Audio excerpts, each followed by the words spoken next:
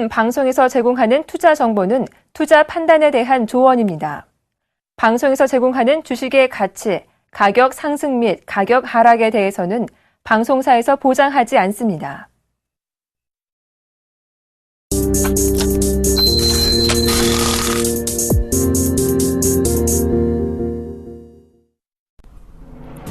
시청자 여러분 안녕하십니까? 출발 증시와이드 2부의 김동현입니다. 지난 금요일 우리 코스피 지수는 잭슨홀 미팅에서 미국과 유럽 중앙은행 총재의 완화적 통화정책 발언이 나올 것이라는 기대감에 상승 마감했습니다.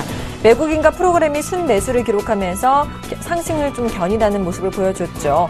아우인 코스닥 지수 역시 기관의 매수세에 힘입어서 상승 마감했습니다.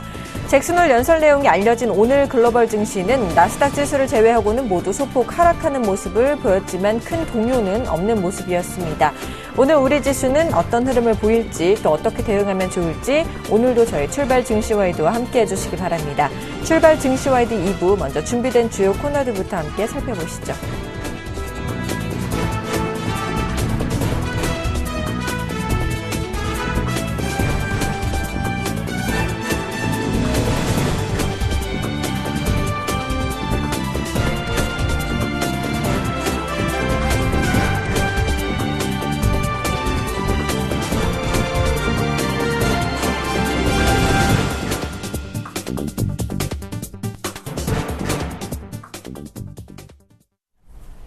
넘버원에게 듣는다 시간입니다. 미중산업경제연구소의 조용찬 소장님과 전화 연결해 보겠습니다. 안녕하십니까?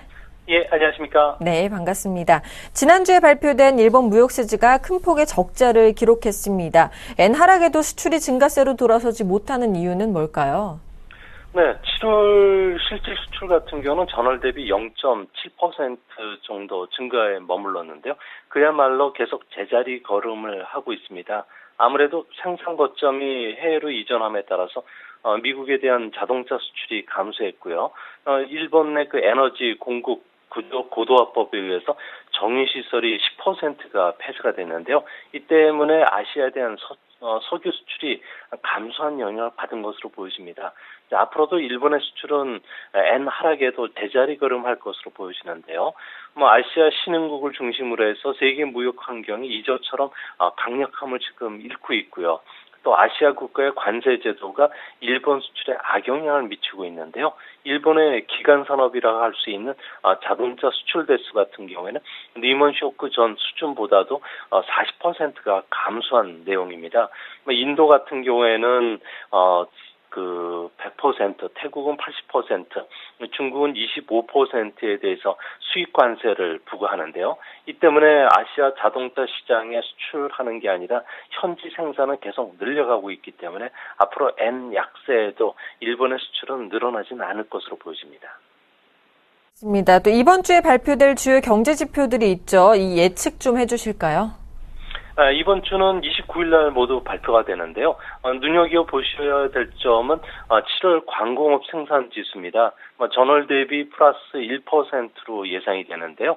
재고 조정이 진행되고 있는 정보통신기기라든지 자동차를 포함한 수송기계 쪽은 감소가 예상되지만 범용이라든지 생산재, 업무용 기계 쪽 그리고 화학 쪽에서는 수출 확대 때문에 전체 생산 지수는 2개월 만에 전월 대비 플러스를 기록할 것으로 보여집니다.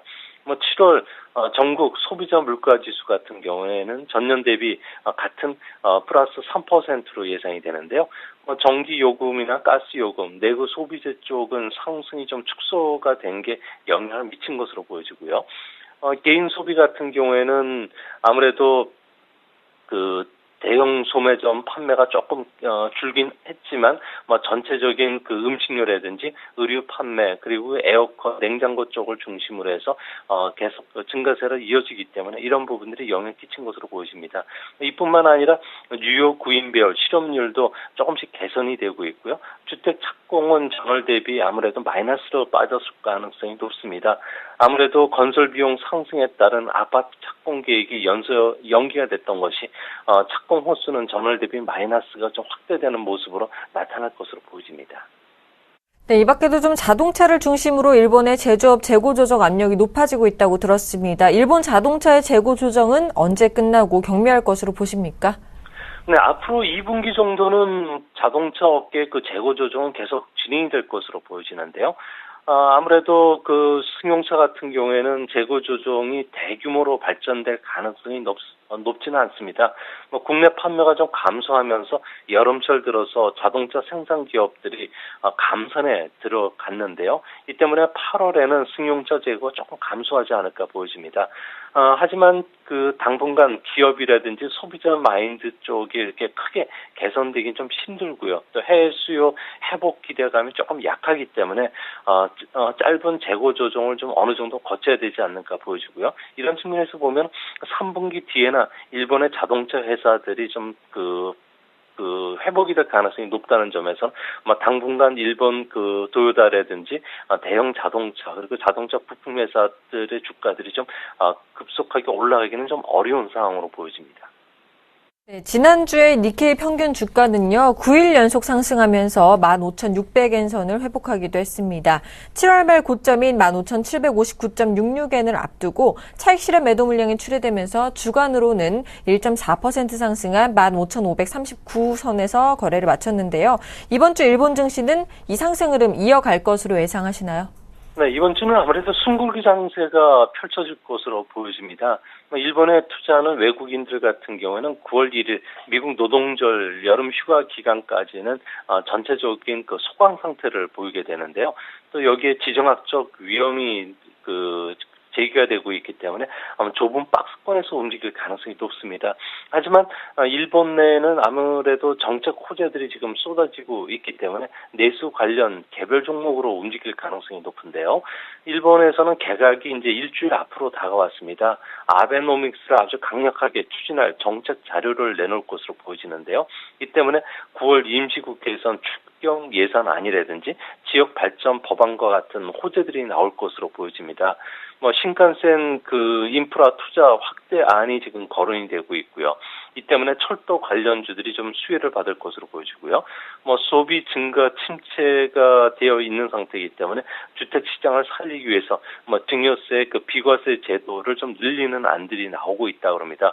이외에도 카지노라든지 내조 관련주, 방제 관련주, 그리고 또 주말에 무라타 제작소가 미국의 전자부품 회사를 인수했기 때문에 전자부품 관련주 쪽에 투자가들의 관심이 높아지지 않을까 보여집니다.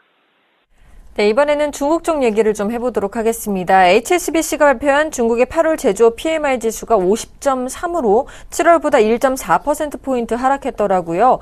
7월 성장률 지표가 모두 전월보다 이렇게 하락한 이유는 뭐라고 생각하십니까? 네, 아무래도 대내 수요 동향을 알려주는 생산이나 신규 수출 주문 지수 같은 경우가 1.2에서 2%포인트 급락을 했기 때문에 그런데요. 아무래도 최근에 들어와서 위해나 절상에 따른 수출 경쟁력 약화 외에도 주택시장 침체가 가장 큰 원인으로 보여집니다. 중국 내 실물 제조업 경기를 잘 알려주는 리커창 지수를 보면은 전기 사용량이라든지 철도 화물 수송량, 은행 대출이 모두 좀 하락을 했기 때문에 미세 조정 정책이 규모나 대상면에서 이전보다 못한 게 아무래도 중국의 생산과 투자, 소비를 모두 둔화시킨 것으로 보여지는데요. 이 때문에 앞으로 중국 정부는 추가 금융 완화라든지 재정 정책을 계속 내놓을 것으로 보여집니다. 자, 중국 내수 부진의 직접적인 원인은 주택가격 하락 때문이라고들 하는데요. 자, 많은 지방정부가 부동산 규제를 완화하고 있는데도 90%가 넘는 도시의 집값이 하락한 이유는 뭘까요? 네, 집값이 하락세로 돌아선 원인은 크게 한 4가지로 분류가 되는데요. 금융당국이 부실 대출을 억제하기 위해서 엄격한 지금 창구 지도를 작년 말부터 실시하고 있고요. 또 계약금 비율도 30%에서 50%로 인상이 되면서 아무래도 투자가들이 부담감을 좀 느끼는 그런 모습입니다. 이뿐만 아니라 시진핑 정부의 기강 숙정이라든지 반부패 운동으로 인해서 고위공무원뿐만 아니라 권력자들의 보유 물량들이 대거 지금 쏟아지고 있고요. 경기 둔화에 따른 판매 감소뿐만 아니라 대출금 상환을 위해서 부동산 개발업자들이 베이징이라든지 광저우 쪽에서 30%의 할인 물량을 쏟아내고 있다는 점도 아무래도 악영을 끼쳤던 것으로 보여지는데요. 이 때문에 구매자들이 당분간 관망세를 보인다는 점에서는 지금의 부동산 가격 조정은 조금 더 계속될 가능성이 높아 보입니다. 그렇다면 이 중국 부동산 시장의 하락세 언제까지 이어질까요? 네, 중국의 부동산 시장은 올해 4월을 정점으로 해서 지금 3개월째 하락을 하고 있는데요. 현재 그 주택 재고 같은 경우에는 지방 도시들 같은 경우는 최대 한 40개월 정도 갖고 있습니다. 적정 수준이라고 할 수 있는 10개월을 좀 웃돌고 있는 상태고요. 여기에 그 보장성 주택 공급이 상반기 하반기로 500만 채씩 쏟아지다 보니까 수급 불경량은 계속 악화되지 않을까 보여집니다. 특히 주택 가격 대비 집세 비율을 보면은 베이징이 2%, 상하이가 2.4%인데요. 1년 만기 정기예금 금리가 3%고 부동산 대출 금리가 6.93%인 점을 비교하면 투자 수익률이 악화되기 때문에 앞으로 그 중국의 부동산 가격 하락은 한 달에, 그러니까 1년에서 한 2년 정도 더 지속될 가능성이 높아 보입니다. 네, 중국의 부동산 가격 하락에 따른 경기 둔화가 세계 각국에는 어떤 영향을 미치고 중국은 이런 경기 하락을 막기 위해서 과연 어떤 정책을 내놓을까요? 네, 지금 2017년까지 중국의 그 미분양 주택은 GDP 대비해서 35%까지 늘어날 것으로 보여지는데요.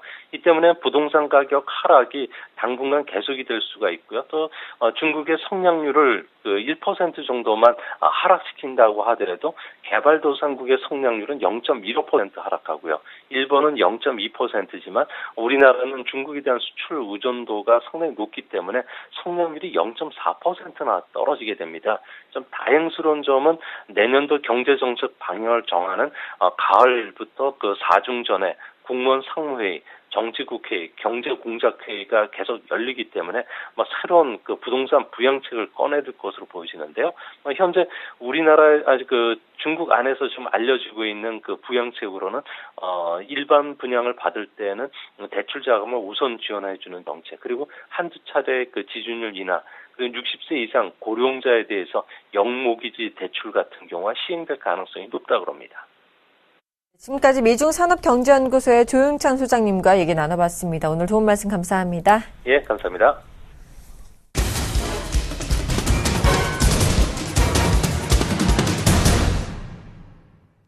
시초가 공략주를 알아보는 시간이죠. 이상로의 한방 시작해 보겠습니다. 샘플러스 이상로 멘토와 전화 연결해 보겠습니다. 안녕하십니까?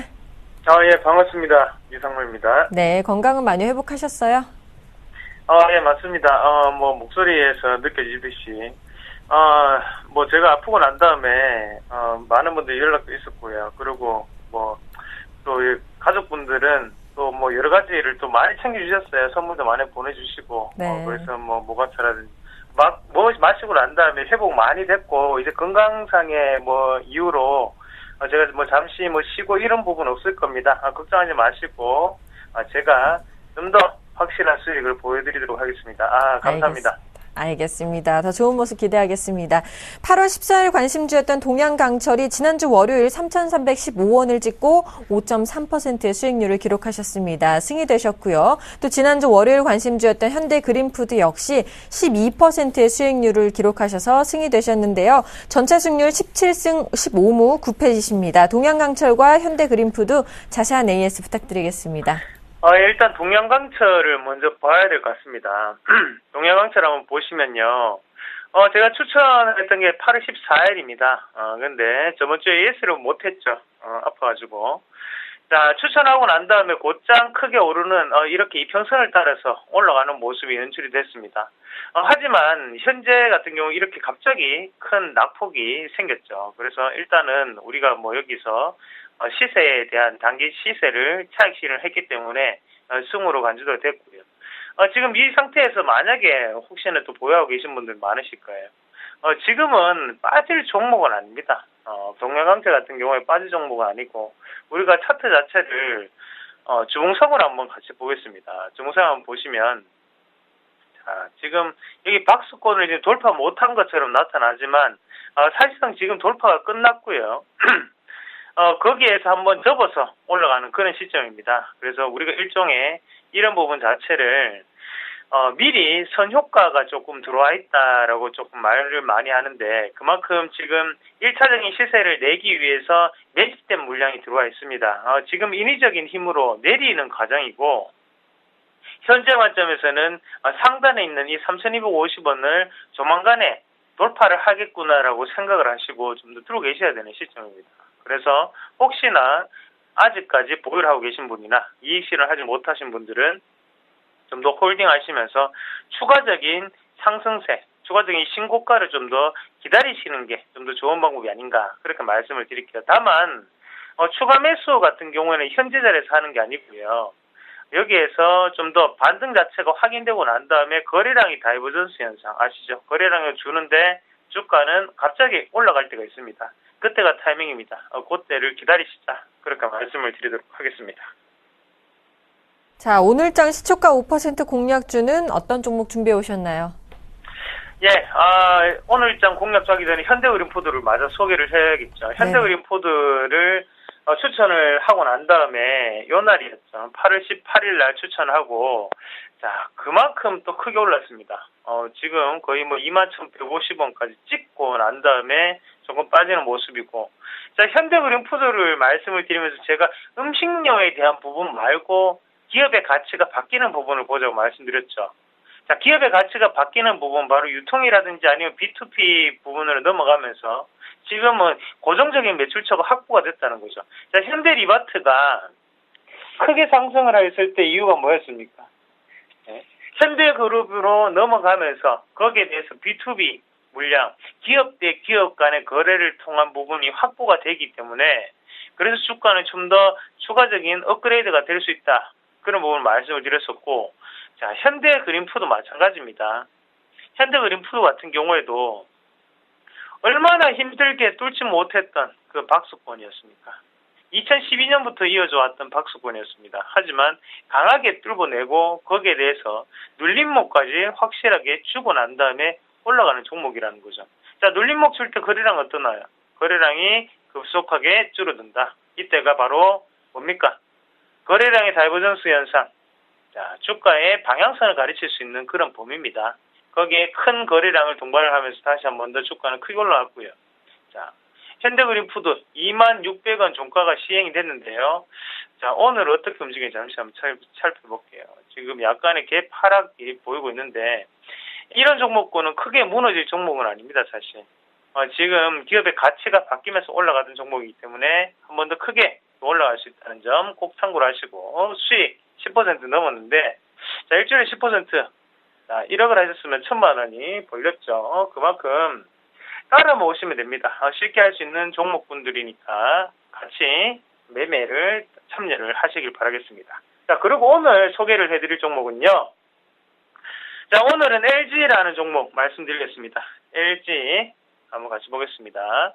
자, 003-550번이죠. LG. 우리가 LG를 흔히 얘기를 할 때, 강산주라고 표현합니다. 강산이 지나도 항상 내 옆에 그 자리에. 그게 LG였죠. 2007년도. 자, 우리나라 2007년도부터 시행이 돼서 지금 현재까지 LG는 7만원대. 아직까지 7만원대입니다. 65,000원, 7만원대. 참 안 됐죠. 그죠? 우리가, 1년이 지날 때마다 물가 상승률이 4%입니다. 그렇게 친다면, 현재까지는 상당히 많이 올라야지 정상이었는데 아직까지 10%, 아직까지 7만원대라는 거. 그거 한번 기억하시고. 자, 두 번째 같은 경우에는 LG전자 계열사들의 실적 호조입니다. LG전자의 주가 자체, 주식 자체의 보유량을 LG가 가지고 있습니다. 그런 부분을 봤을 때 지금은 조금 더 달라질 수 있다는 거죠. 자, 그림 한번 같이 보면서 제가 설명을 조금 드릴게요. 그림 한번 보시면요. 자, LG 계열사 장부가액과 평가액에 대한 계리율입니다. 그래서 투자자산 가치에 대한 부분 같이 한번 보실 필요가 있겠는데요. 비상장은 제쳐두고 우리가 상장서만 한번 같이 보자고요. 자, LG전자에 대한 장부가액은 자, 얼마입니까? 자, 나오죠. 2조 8천억 원 가량입니다. LG전자의 지분을 33.7%를 가지고 있는 게 바로 LG입니다. 자, 그리고 LG화학에 대한 부분을 33.5% 보유를 하고 있고 장부가액은 1조 2천억입니다. 우리가 평가액과 같이 한번 비교를 해서 본다면 LG전자, 지금 계리가 상당하죠. LG화학, 계리가 상당합니다.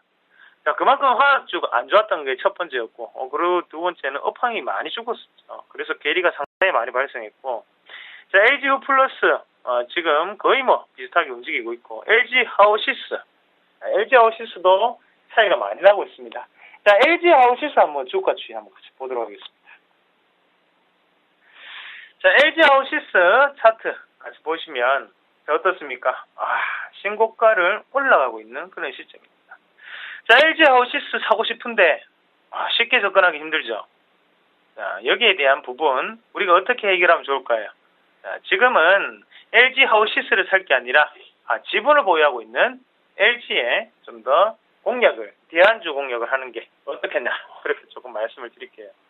자, LG 하우시스, LG전자 및 LG 계열사들 자체 업그레이드가 보입니다. 그리고 최근 들어서 지주사들의 움직임이 달라졌죠. 제가 CJ 이 종목군으로 시청자분들에게 큰 수익을 남겨드렸고, 자, 지주사는 제 전공 분야입니다. 한번 LG전자, LG 다시 한번 꼭 체크를 하시고요. 자, 그러면 거기에 대해서 매수가는 시초가, 그리고 목표가는 플러스 5%, 그리고 손절가는 67,000원 짧게 우리가 공략을 하시면 좋은 수익 거둘 수 있지 않겠나, 그렇게 말씀을 드리도록 하겠습니다. 네, 지금까지 샘플러스 이상로 멘토와 함께 오늘장 시초가 공략주 LG까지 들어봤습니다. 오늘 도움 말씀 감사합니다. 네, 고맙습니다.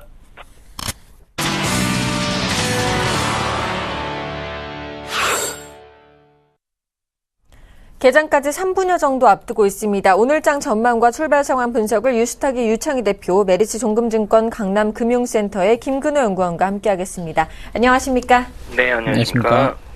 자, 먼저 유창희 대표께서 오늘장 시장 어떻게 예상하시는지 말씀해 주시죠. 네, 시장 자체가 좀 변곡에 놓여 있는 것이 아닌가 생각하고 있습니다. 뭐 동시효과가 썩 좋은 모습은 아닌데 어쨌든 대외 변수가 아직 해결이 되지 못하다 보니까 우리나라 시장이 좀 치고 나가지 못하고 있다 생각을 좀 하고 있고, 오늘 좀 중요한 하루가 될 수 있다 생각하고 있는데, 일단은 지난주 금요일에 좀 급락했던 자리에서 목요일 급락했던 자리에서 금요일에 일정 부분 반등 줬기 때문에 오늘은 이제 저항대, 매물대 얼마 돌파를 시도를 할 수 있는지 여부가 체크가 될 수 있는 월요일 아침이 될 수 있지 않을까 생각을 좀 하고 있고요.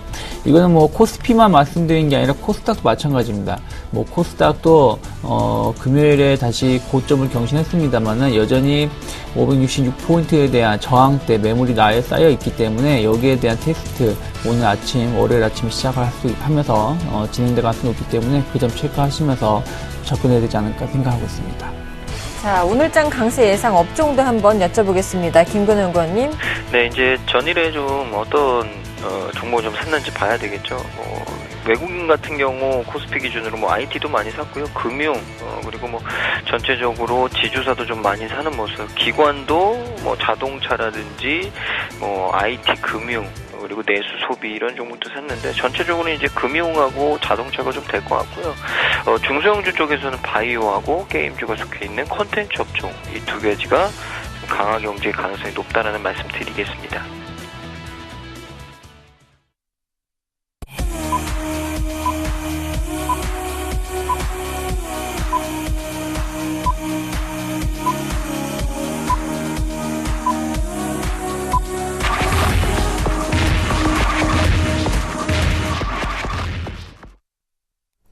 (8월 25일) 월요일 우리 시장 개장을 했습니다. 개장 분위기부터 한번 살펴보겠습니다. 네, 개장 분위기 썩 나쁘진 않다고 생각하고 있어요. 물론 이제 코스피는 약세를 띠고 있습니다만은 뭐 이 정도는 어느 정도 예상했던 부분들이기 때문에 코스피가 한 5포인트 가까운 하락을 보여서 2050포인트에서 형성이 되고 있고요. 제가 지난주 금요일에 말씀드렸던 자리가 5일선 60에서 2060포인트 돌파가 중요하다 말씀드렸는데 일단 거기에는 못 미쳤었고, 오늘은 일단 2050포인트에 대한 지지력 테스트가 좀 필요하다. 만약 이 자리가 지지를 못한다라면은 자칫하다가 쌍봉의 형태로 주가가 하락을 할 수가 있고요. 그렇게 되면은 조금 아쉬운 말씀드려야 되겠지만 2020포인트 61선까지의 조정이 나올 수도 있기 때문에 시장이 무너진다라는 것이 아니라 일단은 기술적으로 체크해야 될 부분들은 있다라는 거 말씀드리고 싶고요. 코스닥 시장이 조금 소폭 상승해가지고 568포인트. 올해 지금 일단은 다시 지난 7월달 고점을 돌파시키는 모습을 띄고 있고요. 이 상태의 속도로 간다라면 올해 최고가인 573포인트, 574포인트대까지도 상승을 할 수 있지 않을까. 뭐 오늘이 아니라 이번 주 중으로 상승을 이어갈 수 있다 생각을 좀 하고 있습니다. 하지만 역시 이제 매물대 돌파 여부를 좀 체크하실 필요가 있지 않을까 생각을 좀 하고 있고요. 선물 시장을 좀 보신다라면은 지난주 금요일에 제가 말씀드렸던 것 중에 하나가 지난주 목요일 기준으로 봤을 때 베이시스가 상당히 안 좋게 마감이 됐다라고 말씀드렸는데 금요일에 다시금 베이시스가 조금 좋아지면서 마감이 됐어요. 그리고 오늘 같은 경우는 0.8에서 움직이고 있다는 부분들 의외로 선물의 베이시스가 좀 좋게 움직인다라면은 지금 같은 모습을 띈다라면 지수 하방을 어느 정도 막을 수 있다 생각을 좀 하고 있고 프로그램 쪽으로도 일단은 매도보다는 매수가 유입될 수 있다. 그렇다면 월말 윈도우 드레싱도 어느 정도 기대해 볼 수도 있기 때문에 선물 베이시스의 동향 좀 지속적으로 체크를 할 필요가 있지 않을까 생각을 좀 하고 있고요. 환율을 보신다면 전체적으로 지금 지난주에 좀 변동성이 상당히 컸었죠. 1030원을 이탈하면서 1010원 초반까지 갔다가 다시 1020원대 그렇게 움직이고 있는데 일단 이번 주도 그런 모습을 띌 것 같아요. 일단은 뭐 미국에서의 금리 인상에 대한 우려감이 조금은 잦아드는 모습이기 때문에 1010원 초중반에서의 그 지지력 테스트를 할 가능성이 높다. 그렇다면은 거기서의 지지력을 보여준다라면 다시금 1020원대 초중반으로 반등을 보여줄 수 있겠습니다만은 그게 안 된다 그러면 다시 1000원 초반까지도 하락할 수 있다라는 그 변곡에 놓여 있다라는 거. 환율도 이번 주는 좀 관심 있게 보시면서 접근하셔야 되지 않을까 생각 좀 하고 있습니다. 알겠습니다. 오늘 우리 시장 코스피 지수는 하락 출발했고요. 코스닥 지수는 상승 출발하고 있는데요. 일본 증시 출발 상황도 살펴보겠습니다. 일본 증시는요, 0.45% 상승한 15,609.43포인트로 출발하는 모습입니다. 시총 상위 종목군들의 흐름 체크해보겠습니다. 자, 모두 파란불을 켜고 있습니다. 삼성전자 좀 큰 폭으로 하락 출발하고 있습니다. 1.68% 하락한 122만 8천 원에 거래가 되고 있고요. 현대차도 약세를 보이고 있습니다. SK하이닉스 역시 약세로 출발하는 모습이고요. 포스코와 현대모비스, 한국전력까지 모두 약세로 출발하고 있습니다. 자, 네이버만 유일하게 빨간불을 켜고 있습니다. 0.13% 상승 출발하고 있고요. 신한지주는 오늘 1% 넘는 하락세로 출발하고 있습니다. 기아차와 삼성전자, 우선주, SK텔레콤, 그리고 삼성생명까지 모두 하락 출발하고 있습니다. 코스닥 시가총액 상위 종목군들의 흐름은 좀 반대의 모습이죠. 빨간불이 많이 보이고 있습니다. 파라다이스는 1.31% 상승 출발하고 있고요. 다음도 1% 넘는 상승세로 출발하고 있습니다. CJ 오쇼핑과 동서, CJ E&M도 모두 상승 출발하고 있고요. GS 홈쇼핑만 유일하게 하락 출발하는 모습입니다. 자, 업종별 분위기도 한번 살펴보겠습니다. 김근우 연구원님. 네, 일단 코스피 같은 경우에는 섬유의복, 비금속광물, 그리고 운수창고, 음식료, 소형주, 의료정밀, 유통의약, 화학, 중형주, 종이목재 요 정도만 좀 플러스고요. 나머지는 이제 보합권이거나 약보합 정도로 좀 움직이고 있는데 일단 섬유의복 쪽이 최근에 좀 좋았죠. 뭐 중국 기대감도 있었고요. 일단 섬유의복 쪽은 경방 그리고 DSR 대연, 일신방직, 충남방직, 그리고 아비스타, 베이직하우스, LF, 신원, 박림, 함섬, 대한방직 전체적으로 다 플러스가 좀 나오고 있다라는 말씀을 좀 드리고 싶고 일단 뭐 최근에 경기 좀 방어적인 성격도 좀 부각되지 않나 뭐 이런 얘기도 좀 드리고 싶고요. 비금속 광물 쪽은 오늘 삼광글라스 그리고 제일연마, IS동서, 조선내와, 한일시멘트, 한국석유, 벽산 이런 종목들이 좀 플러스를 보여주고 있는데 저는 개인적으로 이제 벽산은 좀 눈여겨볼 만하지 않을까 이런 얘기를 좀 드리고 싶습니다. 그리고 운수창고 쪽을 좀 살펴보면요, 역시나 통운주들 이 택배 관련주들 강하고 그리고 한진, 국보, KCTC, 펜오션, CJ 대한통운, 대한항공, KSS 해운, 한솔로지스틱스, 대한해운, 한국공항, 아시아나항공 그리고 흥하해운, 한진해운, 동방 이런 종목들이 좀 플러스를 보여주고 있습니다. 음식료 쪽을 좀 살펴드리면 음식료 쪽은 오뚜기가 3% 넘는 상승세 보여주고 있고요. 고려산업 그리고 삼양식품 의약품, 남양유업, 그리고 판스코, 대한제당, 동원 F&B, CJ제일제당, MH에탄올, 한성기업, 마니코, 오리온 이런 종목들이 좀 플러스로 시작을 하고 있습니다. 좀 강하게 좀 시작을 했고요.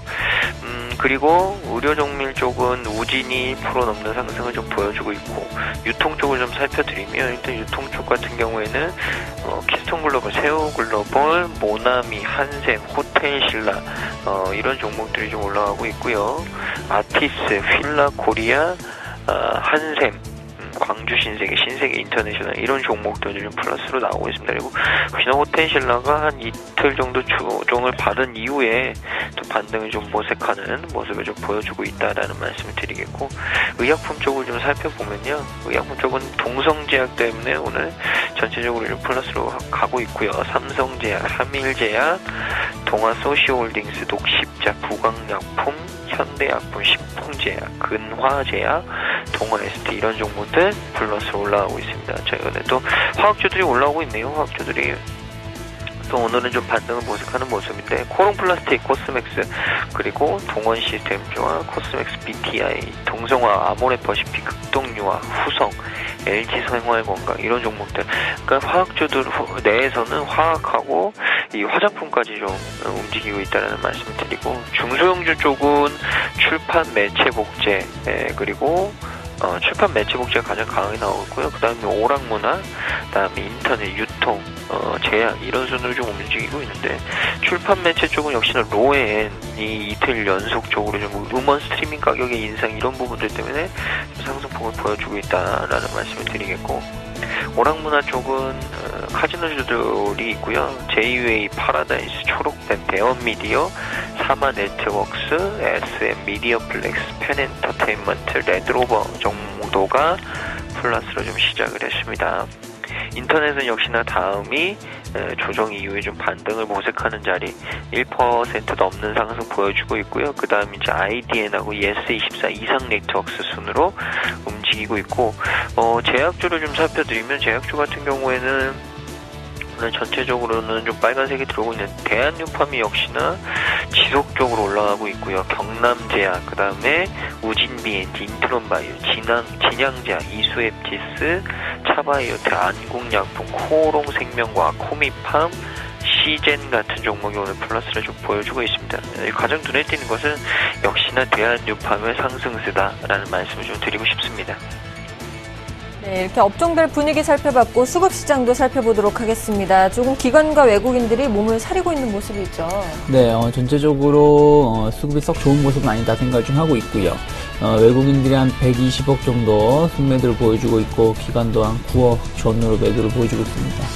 그래도 우리가 조금 봐야 될 부분들은, 제가 지난주에 말씀드렸던 게 외국인들 유가증권에 대한 움직임은 썩 나쁘지 않다라고 말씀드리면서도 선물에 대한 매도 물량이 좀 상당히 좀 시장에 압박을 주고 있다고 말씀드렸었는데, 지난 금요일에 뭐 한 3,600계약 정도 매수가 들어왔고, 일단 오늘도 매도가 아니라는 점에서 일단 의의를 표한다라면은 유가증권 시장의 매수 강도가 중요한 것이 아니라 선물 쪽에 대한 매도가 일단 안 나와야 된다 생각하고 있고, 그러면서 매수가 좀 늘어난 여부를 좀 지켜볼 필요가 있다 생각을 좀 하고 있습니다. 그래야지 시장 자체가 뭐 아까 제가 말씀드렸다시피 얼마 윈도드렉 효과가 있든 없든 기대해 볼 수 있기 때문에 그런 것을 좀 관심 있게 보실 필요가 있다 생각을 좀 하고 있고요. 일단 업종별로는 대부분의 매도가 좀 나오고 있습니다. 뭐 철강, 전기전자, 뭐 운수, 통신, 뭐 금융화까지 포함해가지고 오늘은 전체적으로 좀 매도가 나오는 가운데 시장에 대해서 경기 민감주 위주로 해서 시장을 좀 압박하고 있다라고 생각 좀 하고 있습니다.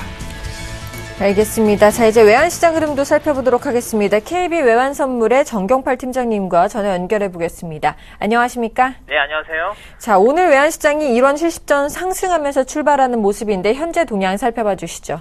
네, 오늘 서울외환시장은 지난 금요일 종가 대비 1원 70전에 상승한 1019원 40전에 개장했고요. 개장 이후에는 1020원 40전까지 상승폭을 키우는 모습입니다. 이 시간 현재는 1020원에 거래가 되고 있습니다. 오늘 환율이 상승 출발한 것은 우리나라 시간으로 지난 금요일 저녁에 시행된 미 연준 의장의 잭슨 홀 연설 내용이 시장이 예상하던 수준보다 덜 비둘기파적으로 드러나면서 달러화가 주요 통화 대비 강세를 보였기 때문입니다. 옐런 의장은 유휴 노동력에 대한 우려를 표명하면서도 동시에 노동시장이 예상보다 빠른 회복세를 보인다면 금리 인상의 시기를 예상보다 앞당길 수 있다는 원론적인 차원의 발언을 했는데요. 원론적인 차원의 발언이었지만 비둘기파와 매파 어느 한쪽으로도 치우치지 않는 발언을 했다는 점이 시장이 주목한 옐런 의장의 이전 연설과의 차이점이었고요. 이 차이점이 달러 강세 요인으로 해석되면서 달러화는 주요 통화 대비 강세를 보였습니다. 이러한 달러 강세는 옐런 의장의 연설 이후 1시간가량만 진행된 후에 진정되는 모습 보였고요. 7월 FOMC 회의 의사록 공개 이후에는 옐런의 비둘기파적인 발언에 대비한 달러화의 하락 조정이 선제적으로 진행됐기 때문에 FOMC 의사록 공개 이후부터 지난 주말 뉴욕장 마감까지 전체적인 흐름은 달러화가 주요 통화 대비 큰 변화가 없거나 오히려 하락한 경우라고 볼 수 있습니다. 그러나 오늘 서울 외환시장이 개장되기 이전의 아시아 외환시장에서의 모습은 달러화가 주요 통화 대비 강세를 보이고 있어서 오늘 개장 이후의 달러원은 최소한 하반 경직성을 강하게 드러낼 것으로 예상됩니다. 달러원은 1015원대에서 강한 지지를 받고 있고요. 상단에서는 주요 이동평균선이 밀집되어 있는 1025원대에서 강한 저항을 받고 있습니다. 오늘은 달러원이 대변수의 영향으로 1020원대에 안착할지 여부를 주목할 필요가 있겠습니다. 글로벌 달러 강세 시기에 눈여겨봐야 할 것은 크로스 원 통화들인데요. 이 가운데 N1의 하락세가 두드러지고 있다는 점을 주목할 필요가 있습니다. 엔화와 원화 모두가 달러화 대비 약세를 보이는 상황에서도 엔화의 약세 속도가 원화의 그것보다는 훨씬 빠르게 나타나고 있는데요.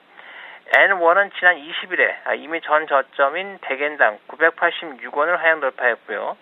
오늘 서울시장 개장 이후에는 100엔당 978원 수준을 기록하고 있습니다. 현 시점에서 달러 엔의 상승세가 더 이어질 것으로 예상이 되고요.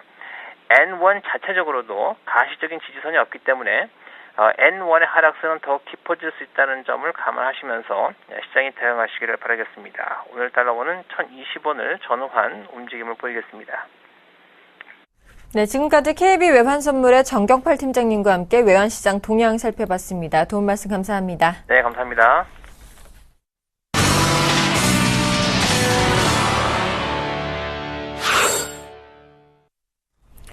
오늘의 돌발 종목입니다. 세 종목 먼저 살펴보겠습니다. 첫 번째로는 삼성전자입니다. 실적 부진 우려에 신저가를 기록했다는 소식이고요.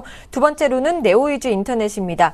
카카오와 동반 성장 기대감에 52주 신고가를 기록했다는 소식입니다. 마지막으로는 코스모 신소재인데요. GS에너지와 인수 철회 소식에 연일 급락세를 보이고 있다는 소식입니다. 세 종목 살펴봐 주시죠. 네, 먼저 삼성전자 같은 경우에는 3분기 실적 우려 이 부분이 또 제시가 되는데요.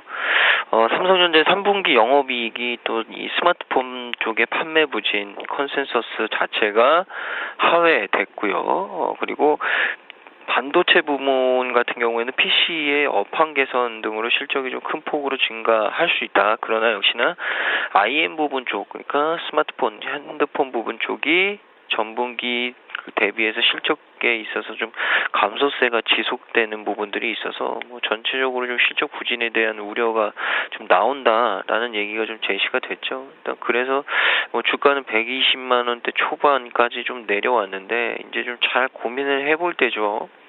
120만 원 초반이면은 공략을 해보느냐 아니면은 더 기다려보느냐 이 부분인데 일단은 뭐 당분간은 조금 더 주가는 지켜봐야 된다. 근데 일단 뭐 120만 원이 좀 지켜진다면 뭐 전체적으로 좀 기술적으로라도 반등이 나올 수 있는 가격대까지 좀 밀려왔다라는 생각은 좀 들고 중요한 건 이제 기관의 매물들을 결국에는 외국인들이 좀 소화하는 과정인데 역시 기관의 매도세보다는 외국인의 매수세가 조금은 덜 세기 때문에 주가가 계속적으로 좀 밀렸던 것 같고요.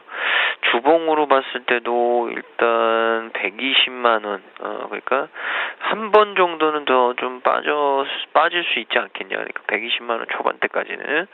근데 이제 만약에 120만 원 초반대를 좀 이 지지선으로 생각을 한다면, 일단 120만 원 부근에서는 좀 공략해 볼 만하다. 근데 만약에 120만 원을 깨게 되면 저는 한 110만 원대 초반까지도 좀 밀릴 가능성은 좀 있어 보인다. 그래서 120만 원 일단 1차적인 지지 라인으로 좀 잡고 고민을 해보시라라는 말씀을 좀 드리고 싶고요. 네오위즈 인터넷 같은 경우에는 뭐 음원주들이 전체적으로 또 올라오면서 역시나 네오위즈 인터넷 같은 경우에도 뭐 상승폭을 좀 보여주는 모습이고, 또 한 가지는 뭐 카카오 뮤직과의 어떤 이 성장 전략 기대감, 이런 부분인데, 네오위즈 인터넷이 지난해까지는 이 모바일 음악과 온라인 음악을 함께 서비스한 바가 있고요. 이 네오위즈 게임즈와의 합병이 무산된 이후에는 사업 구조 조정을 통해서 현재는 온라인 음악 그리고 세이클럽만을 서비스하는 조직으로 굉장히 좀 감소했습니다. 그러니까 굉장히 좀 조직 자체가 굉장히 좀 간소화됐고요.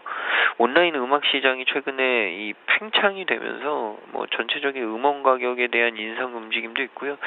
온라인 음악 시장은 뭐 일단은 성장성은 분명히 좀 입증이 된 것 같다라는 얘기를 좀 드리고 싶고, 이 시점에서 차별적인 어떤 서비스를 제공하는 데 있어서 현재로서는 일단 그 부분에 다른 음원 사이트들과는 좀 비교가 될 수 없는 어떤 그런 굉장히 좀 차별화된 이 독특한 유니크한 좀 전략이 필요하지 않나라는 부분인데, 앞으로 만약에 이 카카오 뮤직과의 성장 전략이 팩트가 된다면, 그러니까 현실화가 되면 실적 자체는 뭐 당연히 좋아질 수 있을 것으로 좀 관측을 하고 있고요.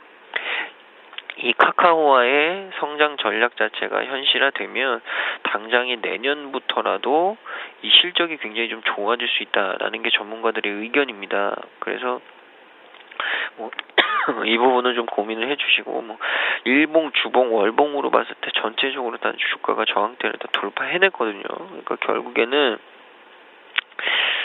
더 올라간다고 봐야죠. 더 올라간다고 당연히 봐야 되고, 이제 언제 팔을까, 이 부분을 고민들을 하셔야 되고, 신규 매수하시려는 분들은 좀 늦지 않았나라는 의견을 좀 드리고 싶습니다. 그리고 마지막 종목은 코스모 신소재인데, GS에너지 인수 철회 때문에 또 약세를 좀 보여주고 있네요. 그 GS에너지가 21일이었죠. 이 자회사 GS에서 자회사 GS에너지가 코스모 신소재를 인수하지 않기로 결정했다라고 공시를 했습니다. 그래서 22일부터 이제 주가가 좀 조정을 받았던 부분인데, 이틀 정도 뭐 또 오늘 급락하는 모습을 좀 보여줬죠. 그만큼 이제 코스모 신소재가 GS에너지 쪽에 매각되는 그 기대감이 굉장히 좀 컸다라는 말씀을 좀 드리고 싶은데, 일단은 뭐 이슈상으로는 좀 큰 게 나온 것 같고요. 주가상으로도 오늘 4,400원대, 그 직전 저점이 한 4,200원 정도였거든요. 그러니까 이제 고민을 해봐야죠. 과연 4,200원대를 갔다 올 것이냐, 아니면 낙폭가들의 좀 반등이 나올 것이냐, 이 부분인데, 사실 저는 뭐 이런 종목들은 좀 지켜보다가 뭐 기술적인 반등을 좀 노려볼 수도 있다. 근데 중요한 건 뭐 기술적인 반등을 리스크를 안고 노리느니 차라리 지금 트렌드인 종목들을 따라가는 게 훨씬 낫다고 보고요. 지금 당장에 뭐 낙폭과대다 이런 부분을 고민하기에는 아직까지는 좀 시간이 더 필요하다라는 의견을 좀 드리고 싶습니다. 세 종목 더 살펴보도록 하겠습니다. 현대기아차가 파업 소식에 출렁거리고 있다는 소식입니다. 무려 3,100대의 차가 생산을 차질을 빚을 것이라는 예상과 함께입니다. 자, 두 번째로는 동부하이텍인데요. 매각이 본격화된다는 소식에 급등세를 보이고 있습니다. 마지막으로는 포티스입니다. 이찬진 대표가 유증을 참여한다는 소식에 이거래일째 상한가를 기록하고 있습니다. 세 종목 살펴봐 주시죠.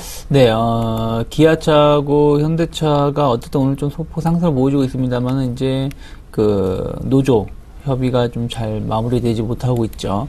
거기다가 이제 아까 우연히 한 30분 전에 뉴스를 본 것 중에 하나가 현대차 기아차가 내수 점유율이 70% 이하로 떨어졌다. 69% 정도 나오는 것 같아요. 제일 좋았을 때가 거의 80% 정도 육박했었던 상황이었는데, 뭐 작년부터 재작년부터 계속 감소를 하다가 최근 들어서는 70%마저도 무너지고 있다는 얘기가 나오고 있네요.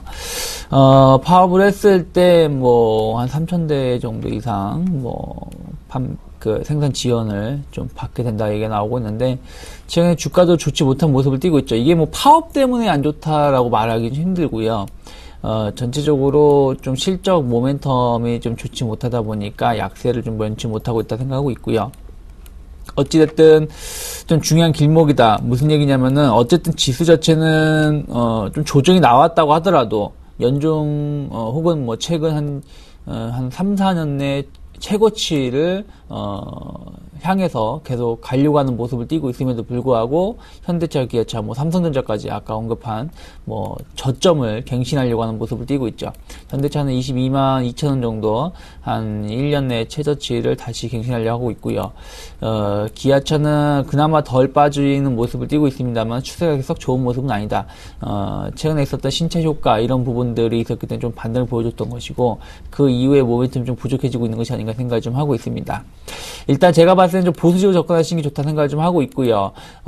전체적으로 수급적으로 보신다고 하더라도 그 현대차나 기아차 모두 썩 좋은 모습을 띠지 못한다. 그러니까 물론 현대차는 최근에 조금 매수가 들어오고 있습니다만은 기관들의 좀 강한 매도세가 나오고 있고요. 기아차 역시 마찬가지로 반대로 기관은 매수가 들어오지만 외국인이 매도가 나오면서 두 종목 다 엇박자를 띄고 있다는 거 참고하시면서 일단 현대차는 중요 지지라인 정도 체크하시고요. 기아차는 변곡의 위치에서 6만원 회복 안착 여부를 체크를 하시면서 접근하시는 게 좋지 않을까 생각을 좀 하고 있고요. 동부하이텍이 좀 급등세를 띠고 있습니다. 매각에 대한 기대감, 뭐 흥행을 하고 있다, 그러니까 할 수 있다라는 기대감 좀 작용하고 있는 것 같아요. 뭐 한행컴퍼니하고 S급 베리타스 자산운용이 이제 가지고 있는 지분 같은 거 매각을 하는데, 뭐 국내 투자 펀드에서 한 두 곳 정도에서 인수 의향을 타진을 했고, 또 미국계 펀드 베인 캐피탈이 또 인수 의사를 타진한 가운데. 중국계 이제 반도체 기업이라 할 수 있겠죠. 세계 파운드리 업체 중에서 5위라고 하는데 중국의 SMIC가 지금 입찰에 참여를 했다는 얘기가 나오고 있고 여기에 맞춰서 인도 업체마저도 HSMC라는 반도체 업체가 인수 의사를 타진하고 있다고 하고 있어요. 약 한 1,500억에서 2,000억 정도 규모를 예상하고 있는데 뭐 동부하이텍 같은 게 이러한 기대감으로 주가가 좀 올랐던 부분들이 있습니다. 그래서 우리가 봤을 때 오늘도 뭐 상한가를 기록하는 것이 아니라 상한가 근처에 갔다가 차익 매물 쏟아지고 있다는 거 보신다라면은 이러한 기대감으로 추가적인 상승이 나온다고 했을 때는 7,000원 정도까지는 상승을 좀 기대해 볼 수 있겠습니다만은 이 회사가 뭐 실적이 뭐 인수로 인해서 뭐 급격히 몇백 배, 몇천 배 늘어난 건 아니기 때문에 상승에 좀 제한이 걸릴 수 있다 생각을 좀 하고 있습니다. 그래서 올라왔을 때 좀 분할로 차익 실현을 좀 하셔야 되지 않을까라는 생각을 좀 하고 있다는 거 언급해 드리고 싶고요. 포티스가 이슈를 좀 뿌리고 있어요. 이찬진 씨의 유증 참여. 한 15년 만에, 주식시장에, 좀 다시, 진입을 한다. 그러니까 주식 투자를 한다는 게 아니라 어쨌든, 이쪽 관련된 회사를 투자를 한다라는 거에 주목을 하고 있는 것 같아요. 뭐, 한글과 컴퓨터, 옛날에 아래아 한글 뭐, 이런 것을 개발했던 분이신데, 약한 규모로는, 포티스가 약 132억 정도, 유증을 하는데, 그 중에서 한 20억 정도를, 참여를 한다고 하는 것 같아요. 근데, 조금, 아이러니하죠. 무슨 얘기냐면은, 이것이 정상적인 유증이 아니라 제3자 유증이고요. 금액으로 치면 3,100원이에요. 그런 걸 봤을 때 이분들은 그냥 단순하게, 유증으로만 인해가지고 지금 주가 거의 한 2배 가까운 상승을 보여준다라는 것이죠. 정상적인 투자라고 보기에는 조금 배가 아플 수 있죠. 일반 투자자분들께서는. 그리고 이 회사의 거래량이 워낙에 적기 때문에 500만 주가 안 됩니다. 그렇기 때문에 전체 주식수의 한 20% 넘는 유상증자를 하는 것인데 보통 이런 뉴스가 나오면은 대부분 종목이 하한가를 갑니다. 왜 그러냐면 그만큼 돈이 없다라는 것이고 적자를 지속했기 때문에 불확실성이 높기 때문에 유상증자를 하는 것인데 그냥 단순하게 이찬진의 이름 하나로 상한가를 간다라는 거. 물론 어떠한 사업을 할지 모르겠습니다만은 이것이 상한가가 풀렸을 때는 이미 어느 정도 상당한 주가가 올라온 상황이기 때문에 조금 리스크가 클 수 있다라는 거 좀 착안하셔야 되지 않을까 생각을 하고 있습니다. 알겠습니다. 이어서 세 종목 더 살펴보도록 하겠습니다. 첫 번째로 신세계 인터내셔널인데요. 5거래일째 상승세를 이어가고 있습니다. 52주 신고가를 기록했다는 소식이고요. 두 번째로는 삼광글라스입니다. 중국 진출과 지분법 이익 급증 분석에 강세를 보이고 있다는 소식입니다. 세 번째로는 대현인데요. 역시 중국 시장 성장 가능성에 강세를 보이고 있다는 소식이네요. 세 종목 살펴봐 주시죠. 네, 신세계 인터내셔널 최근에 좀 주가 흐름은 굉장히 좀 좋은데요. 일단 지속적으로 양봉들이 좀 나왔죠. 거의 뭐 한 5거래일 연속적으로 양봉이 좀 나오는 모습인 것 같은데, 신세계 그룹의 이 패션 유통 사업 영위하는 업체고요. 뭐 해외 패션 쪽은 아르마니, 디젤, 돌체인가바나 이런 어그 같은 브랜드를 보유하고 있고, 자체 브랜드 쪽에 이 국내 쪽은 여성 캐주얼 쪽이죠. 보부, G컷, 그리고 이 스포츠 아웃도어 또 살로모 전개하고 있는 업체입니다. 일단 최대 주주는 역시나 신세계고요. 전체적으로 올해 이 최근에 이 의류 업체들이 좀 좋아지는 모습들 있었던 것 같고, 중국 쪽의 이슈도 좀 있는 것 같고요. 그리고 이제 해외 직구 때문에 좀 패션 업체들이 주춤한 모습은 있었는데, 일단 뭐 그런 부분들은 그렇게 크게 약점이 되지 않을 것이다 라는 얘기들이 좀 나온 것 같습니다. 그래서 결국에는 국내 브랜드의 어떤 이 가치를 좀 제대로 보자라는 부분들이 좀 있었던 것 같고요. 그래서 최근에 좀 지속적으로 상승하는 모습이고, 중요한 건 최근 단기적인 저항대를 다 좀 벗겨내서 제가 봤을 때는 뭐 충분히 추가적인 상승 가능할 것 같고요. 많이 오르면 뭐 12만 원 부근까지도 좀 뚫어낼 수 있지 않을까. 일단 직전 고점 한 12만 원대인데, 제가 봤을 때 이 부분은 좀 가볍게 돌파할 수도 있겠다라는 의견을 좀 드리고 싶고, 두 번째 종목은 삼광글라스인데요. 이 자회사와 중국 쪽의 이익 전망치 자체가 상승을 하면서 오늘 좀 좋은 모습을 좀 보여주고 있는데,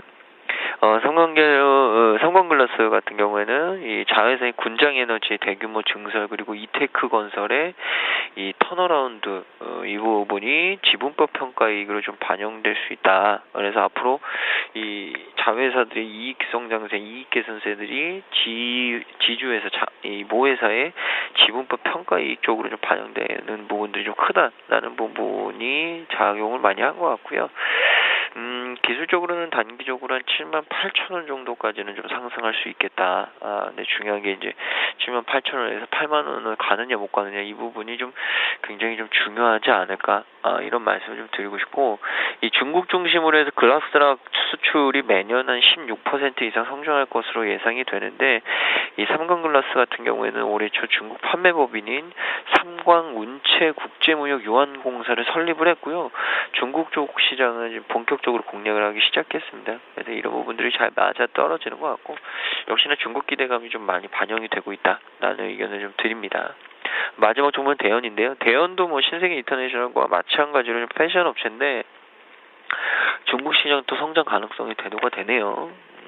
패션 브랜드 모조 에스핀이라는 대현이 가지고 있는 브랜드가 있는데, 2010년도 말에 중국 시장에 진출을 했고요.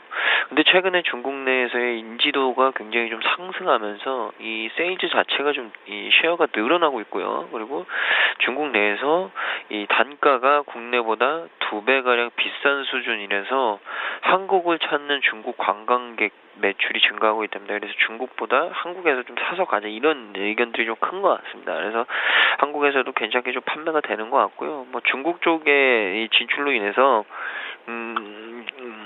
지속적으로 이 중국 쪽에 이 성장이 된다면 충분히 기대감이 있는 것 같고, 또 최근에 세계 최대의 온라인 구매 사이트 알리바바가 국내 직구 사이트와 제휴를 또 맺어가지고 중국의 또 역직구가 증가할 가능성이 크다.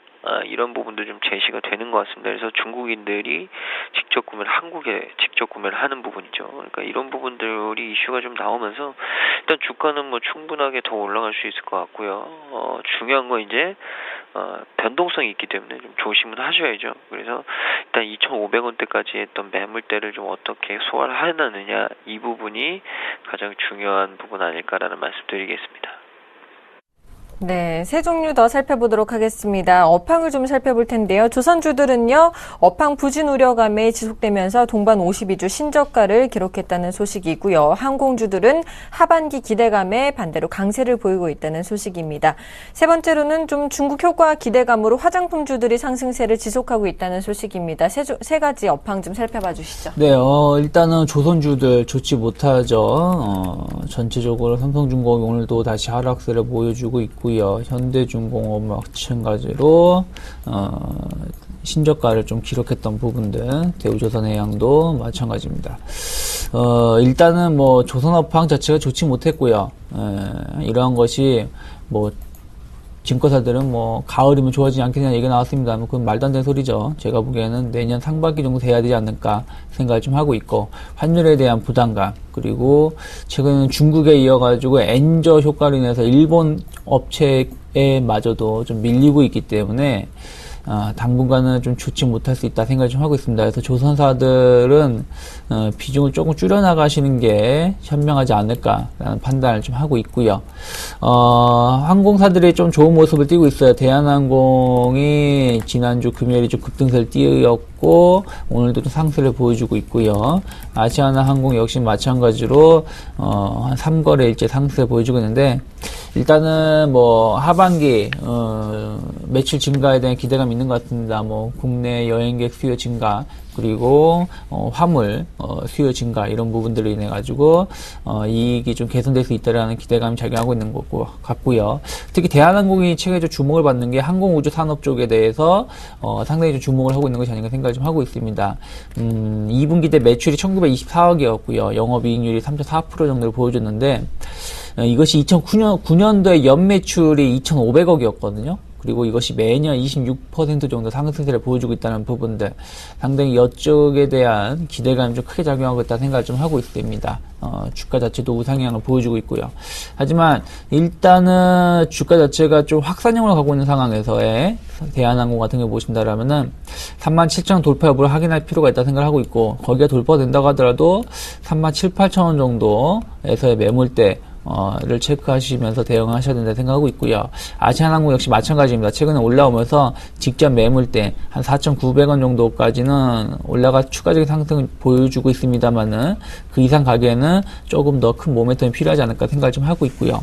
화장품주들이 강한 모습을 띠고 있습니다. 화장품주들을 보실 때는 제가 보기에는 뭐 하나만 보면 되실 것 같아요. 아무래지나 아무래퍼시픽의 주가가 끊기지 않는다라면은 다른 화장품주들 여전히 좀 긍정적인 모습을 띨 수 있다 생각하고 있고요. 최근에는 뭐 실적이 좋지 못했던 저가 브랜드 업체들마저도 하반기 이익 개선에 대한 기대감을 같이 상승세를 보여주고 있는데, 상당히 가파르게 올라오고 있다는 걸 좀 체크를 하셔야 된다고 생각하고 있습니다. 아무래퍼시픽 같은 경우 220만 원을 돌파시키고 나서도 쭉쭉 상승세를 보여주고 있는데, 한번 제가 언급을 했던 것 같은데요. 어쨌든 이익욕도가 많이 벌어져 있다는 부분들, 아무리 좋은 회사라고 하더라도 뭐 도개청창 올라가기 힘든다고 생각하고 있고요. 거품이 끼면 그 거품에서는 상당히 크게 나올 수도 있기 때문에 이 회사가 좋지 못하다는 게 아니라 이익도 조절은 좀 하면서 움직일 가능성이 높다 생각하고 있습니다. 그래서 뭐 중국 시장에서 타 업체들, 다른 국가들의 업체들의 이익률은 뭐 한 10% 미만, 한 8, 9% 정도인데, 아무래퍼시픽 같은 경우 한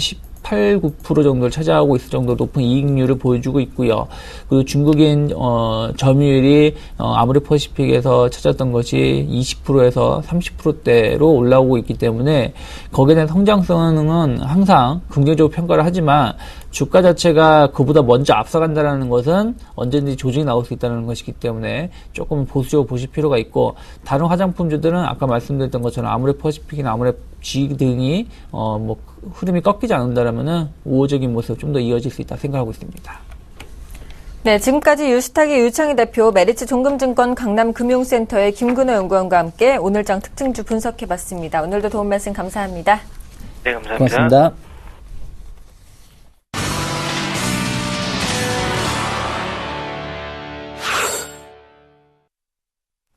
오인의 투자 전략 시간입니다. 먼저 화면으로 전략 함께 만나보시죠. 최희승 차장님입니다. 글로벌 호재는 없지만 국내 증시 안정적인 흐름이 지속될 것이다라고 말씀해 주셨고요. 정영훈 팀장님입니다. 지난주 코스피 대외 리스크에 따른 선조정을 받았다. 점진적인 반등이 예상된다라고 말씀해 주셨습니다. 김혜란 연구원입니다. 코스피는 하방 경직성을 유지할 전망이다. 내수주 중심으로 매매하자라고 전략 세워주셨고요. 김현겸 주식팀장님입니다. 업종과 종목별 변화 가능성에 대비하자라는 전략 세워주셨습니다. 안상현 대리님입니다. 미지근했던 잭슨홀 미팅이 향후 달러 강세 가능성이 있다라고 말씀해 주셨습니다. 오늘은 HMC 투자증권 사당 지점의 최희승 차장님과 전화 연결해 보겠습니다. 안녕하십니까? 네, 안녕하십니까? 네, 글로벌 호재는 없지만 우리 증시는 좀 안정적인 흐름이 지속될 것이다라고 전망해 주셨는데요. 말씀해 주실까요? 네, 지금 그 미국의 금리 인상과 관련된 얘기들도 좀 나오고 있지만은, 또 지정학적 리스크든 우크라이나 사태라든가 이라크 사태라든가 계속 좀 특별하게 국내 시장에 이렇게 딱히 호재로 작용할 만한 뉴스들은 지금 없는 상황입니다. 국내 증시가 좀 안정적인 흐름을 지속할 것이다라는 이유는, 기존에 이제 일본 같은 경우에는 이제 아베노믹스 때 보셨겠지만은 그 엔저 정책에 따라서 사실 글로벌 증시가 굉장히 디커플링 되면서 이제 크게 상승했던 그런 기억이 다들 있으실 겁니다. 우리나라 같은 경우에는 그 정도의 기대감이 반영되기까지는 좀 확인이 필요하겠지만, 어쨌든 계속해서 지금 미국 시장과는 좀 디커플링된 좀 더 차별화된 그 시장이 이어질 것으로 보여지고요. 다만 좀 외국인 매수세가 좀 늘어나지 않는 부분이 조금 안타까운데, 어쨌든 그 기업 실적이라든가 이런 부분들이 향후 늘어날 가능성이 있는 그런 지금 재반 상황이 나오기 때문에 시장은 상당히 좀 안정적인 흐름을 예상을 하고 있습니다. 지금 예를 들자면 최근에 이제 신고가 종목들, 오늘도 신고가를 또 이제 근처에 있는 종목들이 많은데요. 예를 들어서 현대글로비스라든가 SK CNC, 그리고 그 오뚜기라든가 CJ 대한통운이라든가 굉장히 좀 대형주들이 신고가 되는 종목들도 좀 많이 나오고, 지난주 말부터 좀 확인했던 부분은 바닥에서 좀 올라오는 4~5%씩 올라오는 종목들도 눈에 띕니다. 정유주가 됐든 혹은 이제 다른 기타 종목들도 바닥에서 올라오는 종목들이 있고, 여러 가지 분위기가 좀 합산된다 그러면 상당히 좀 좋아질 것으로 보여지고요. 그리고 지금 미국 금리 인상 관련해서 좀 얘기 계속 나오는데 쉽지 않을 거라고 저는 보고 있습니다. 지금 현재 미국이 경제 성장이 좀 경제 성장률이 좀 올라오고 있지만은 실질적인 고용, 결국은 이제 후행하는 그런 고용까지 안정적으로 경제 성장을 확보하기 위해서는 시간이 좀 더 필요하다라고 판단이 되고요. 만약에 금리를 인상을 했다라고 했을 때는 오히려 악재라기보다는 매수에 적극적으로 동참하면서 낙폭카드 종목들 매수해 볼 필요가 있겠습니다. 이유는 이제 미국이 금리 인상을 하게 되면은 어쨌든 달러 가치가 이제 올라가는 것이기 때문에, 그렇게 되면 이제 그 원달러 환율 상승, 결국은 우리나라의 수출 기업들은 상당히 호재로 작용할 수 있습니다. 그래서 국내 증시에는 더 밝은 영향이 예상이 되고요. 마지막으로 안타까운 부분 한 가지를 좀 말씀드리면, 이제 초장에 말씀드렸듯이 외국인들의 매수가 좀 크게 늘지 않고 있다는 점에 덧붙여서 거래대금조차도 지금 현재 시장 초반이긴 합니다만 최근에 계속 6조 원대까지 갔던 거래대금이 절반 정도 수준으로 뚝 떨어지는 모습 보여지면서 아직 시장이 지금 대세 상승이나 하락까지 가기에는 좀 무리한 분석이 있을 수 있으니까 좀 떨어질 때마다 조금씩 나눠서 매수하는 전략. 지금 현재 코스피 흐름 상당히 좀 불안합니다. 중국 시장 오픈되고 나서 분위기 판단해서 마이너스 돌 가능성 좀 있다고 보고 있기 때문에, 마이너스 돌면은 조금씩 낙폭과대 종목들 매집해 가는 전략이 바람직할 것으로 보여집니다. 네, 지금까지 HMC 투자증권의 사당 지점 최희승 차장님과 함께 오늘장 핵심 전략 세워봤습니다. 도움 말씀 감사합니다. 네, 감사합니다.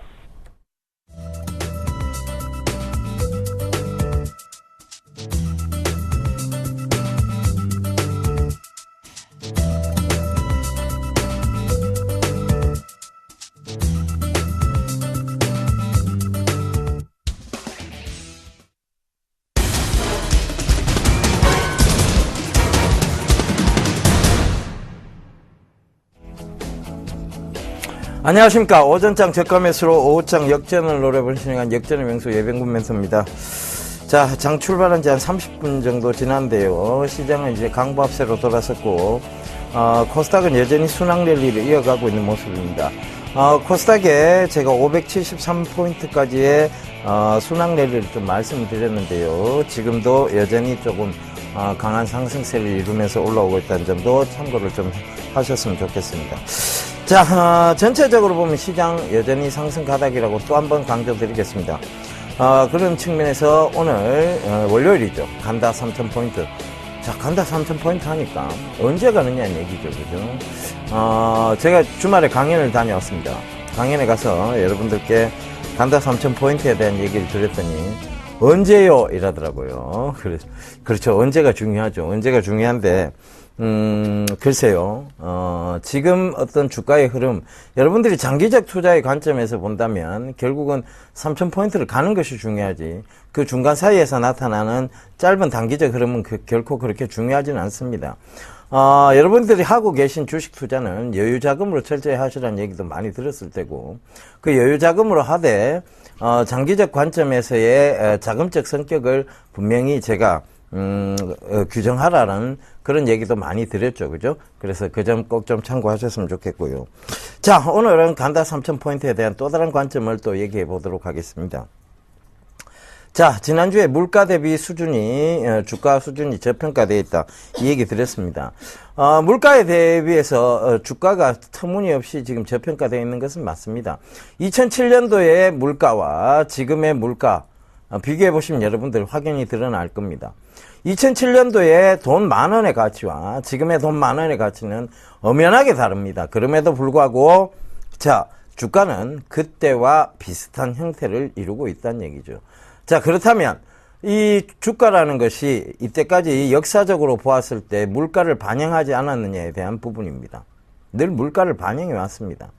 그런데도 불구하고 지금은 리스크를 더 강조하시는 분들이 있는데, 리스크보다는 장기적인 관점에서의 물가가, 그렇지, 물가가 이렇게 올랐는데 회사의 가치가 그대로이다. 자, 그것은 말이 맞지 않겠죠. 그죠? 그 다음에 부동산의 가치도 많이 올랐습니다. 물론 2007년도에 부동산 버블이 있었기 때문에 그 버블이 꺼지면서 주가도 같이 꺼지는, 주가도 같이 하락하는 그런 모습들을 보였습니다. 그렇지만 지금 부동산 경기도 살아 돌아오고 있고, 전체적으로 보면 개인들의 경제 활동이 높아졌습니다. 그리고 또 기업들의 경제 활동이 높아지면서 기업들이 저번에도 말씀드렸습니다만 마진 구조에서 역피라미드 구조를 가져가면서 기업들의 이윤이 좋아지고 있습니다. 자, 여러분들 요새 최근에 보면 이제 그 베이비붐 세대죠. 그죠? 그 베이비붐 세대가 가정 경제의 어떤 중심을 잡아가고 있는 상황입니다. 이 베이비붐 세대들이 이제 나이가 들기 시작했어요. 그러니까 나이가 들면서 이제 인터넷을 한참 모르는 시대에서 지금은 인터넷을 조금씩 깨닫기 시작하는 시대가 왔습니다. 그러면서 인터넷으로 뭔가 주문을 해서 많이들 물건을 시키죠. 그만큼 활동성은 떨어진 반면에 인터넷이라는 게 등장을 하면서 그들의 어떤 소비를 계속 불러일으키고 있다는 얘기입니다. 그러면서 무슨 주가가 갔습니까? 택배회사의 주가, 즉 CJ 대한통운이 갔죠. 그죠? CJ 대한통운의 주가가 지금도 굉장히 좋은 모습들을 보이고 있는 이유. 이런 것들은 아마 산업 구조의 변화에 따른 하나의 형태라고 보시면 될 것 같습니다. 그래서 그런 부분에서 또 보셔야 될 것 같고, 지금의 주가를 일본의 버블 경제 때의 주가와 비교하시는 분들이 많습니다. 자, 이건 엄연히 다르죠. 일본의 버블 경제 때는요, 그들은, 여러분들 일본을 가보셨는지 모르겠습니다. 저는 일본을 거의 한 달에 한 번꼴로 갔었는데, 이 일본의 경제를 살펴보면, 명확한 좀 답이 나오죠. 일본은요, 고층 아파트가 없습니다. 제가 오사카 니코 호텔 30층에서 한번 잔 적이 있는데요. 30층에서 왜 잤느냐면, 30층이 제일 쌉니다. 방도 크고, 그죠? 왜 30층에 잤느냐면, 제일 싼 것도 있었지만, 그래서 자보고 나서 30층이 왜 싼지를 이유를 알았습니다. 흔들거려요. 진짜 바람에도 흔들흔들거립니다. 잠이 안 올 정도로 불안할 정도의 30층에 그러니까 이 30층이 일본에서는 굉장히 고층인 거예요. 우리나라하고는 확연히 다릅니다. 그러다 보니까 저층이 많고 부동산이 당연히 버블이 끼일 수밖에 없는 그런 상황이었습니다. 근데 그 버블이 조금씩 무너졌는데 많이 무너진 것은 아니에요. 도쿄의 집값 수준이라든가 오사카의 집값 수준을 본다면 그렇게 많이 무너지진 않았는데, 일본이 무너진 이유는 딱 하나 있습니다. 바로 일본이 주축을 이루던 여러분들 아실 거예요. 집에 좀 잘 사는 집 같은 경우에는 소니 가전제품 하나 없는 집 없었고, 우리 대한민국에서 그랬죠. 그죠? 소니 큰 TV 하나 없는 집 없었습니다. 그런데 이 소니라는 전자회사의 몰락, 즉 세계 시장 점유율의 몰락, 삼성전자의 성장, 이런 여러 가지들이 겹쳐지면서 일본은 스스로 무너지는 형태를 만들어냈던 것입니다. 결국은 그게 집 대출이 많아서, 혹은 일본의 그 시민들의 대출 규모가 커서 일본의 부동산 버블이 너무 심해서 일본이 무너진 것이 아니라 그들은 미래를 준비하지 않았던 겁니다. 너무 단기적으로 전후에, 그러니까 전쟁 후에 단기적으로 성장을 했고, 그 단기적인 성장에 대해서 거품들이 조금씩 빠졌을 뿐이었습니다. 그리고 그들은 노력을 안 했죠. 일본 청소년들의 영어 수준, 그거를 여러분들 예능 프로그램을 한번 참고해 보시면 좋겠는데요. 제가 예능 프로그램에서 한번 본 적이 있습니다. 그 굉장히 웃긴 얘기지만 그들에겐 현실이었어요.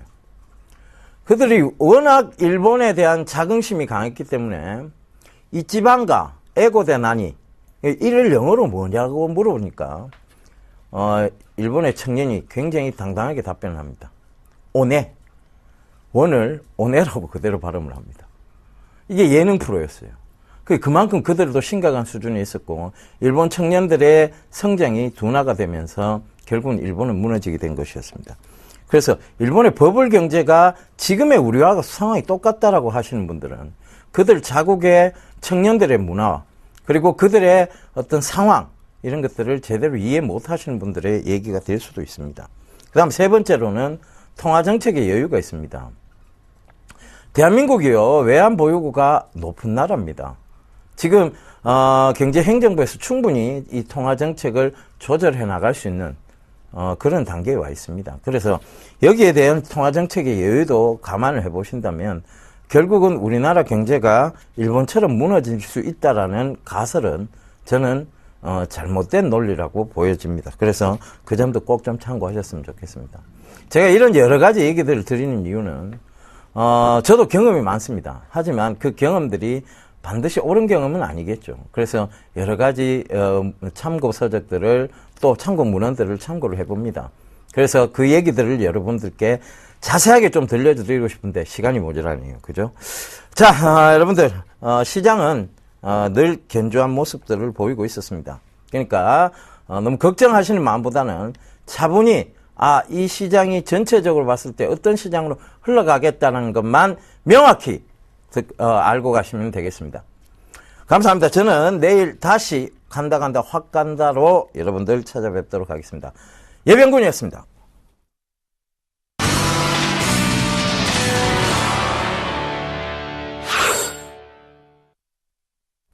오늘 우리 시장 코스닥 지수는 상승 출발했었고 코스피 지수는 하락 출발했었는데요. 코스닥 지수마저 하락 전환된 모습입니다. 현재 코스피 지수는 2054포인트, 코스닥 지수는 565포인트에서 거래되고 있습니다.